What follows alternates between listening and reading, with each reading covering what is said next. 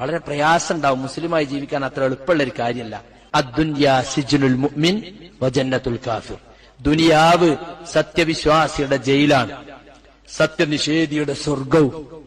നമ്മൾ കല്ലിൽ കൊത്തിവെച്ച പോലെ മനസ്സിലുണ്ടാകേണ്ട ഒരു ഹദീസ് അത്, സഹോദരിമാരും സഹോദരന്മാരും. കണ്ടാ, ദുനിയാവിലെ ജയില് എന്ന് പറഞ്ഞാൽ എന്താ? ഒരു സ്വാതന്ത്ര്യം ഉണ്ടാവില്ല, എണീറ്റ് നിൽക്കാൻ തന്നെ ഉയരുണ്ടാവില്ല, വെളിച്ചം ഉണ്ടാവില്ല, ഇരിക്കാൻ കസേര ഉണ്ടാവില്ല, കിടക്കാൻ പായ ഉണ്ടാവില്ല, കുടിക്കാൻ നല്ല വെള്ളം ഉണ്ടാവില്ല. അങ്ങനെ പല തരത്തിലുള്ള അസ്വാതന്ത്ര്യങ്ങൾ അവിടെ ഉണ്ടാവും. ഇതുപോലെയാണ് യഥാർത്ഥ ഇസ്ലാം മുറുകെ പിടിച്ച് ജീവിക്കുന്ന ഒരാളുടെ അവസ്ഥ. അങ്ങോട്ട് നോക്കാൻ പാടില്ല, അങ്ങോട്ട് നോക്കാൻ പാടില്ല, അത് ചെയ്യാൻ പാടില്ല, ഇത് ചെയ്യാൻ പാടില്ല, കുറേ വിലക്കുകൾ. അതിനിടയിൽ നിർത്തി അള്ളാഹു നമ്മളെ പരീക്ഷിക്കാണ്. ഈ പരീക്ഷയിൽ നാം വിജയിക്കണം.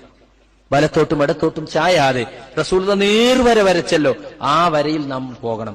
അപ്പുറത്തും ഇപ്പുറത്തുമുള്ള വരകളിലിരുന്ന് പിശാച് നമ്മളെ മാടി മാടി വിളിക്കുകയാണ് സിറാത്തുൽ മുസ്തഖീം നമ്മളെ തെറ്റിക്കാൻ വേണ്ടി. നമുക്ക് നല്ല മനക്കരുത്തും ഉറച്ച ദൃഢമായ ഈമാനുമില്ലെങ്കിൽ തെറ്റിപ്പോകാവുന്ന ഒരുപാട് സാഹചര്യങ്ങളുണ്ട്.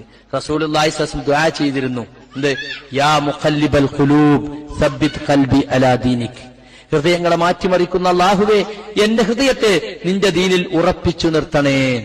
നമ്മളെല്ലാവരും പ്രാർത്ഥിക്കണം. കാരണം ഖൽബ് എന്ന വാക്കിന്റെ അർത്ഥം തെറ്റിപ്പോകുന്നത്, ഇളകിപ്പോകുന്നതാണ്.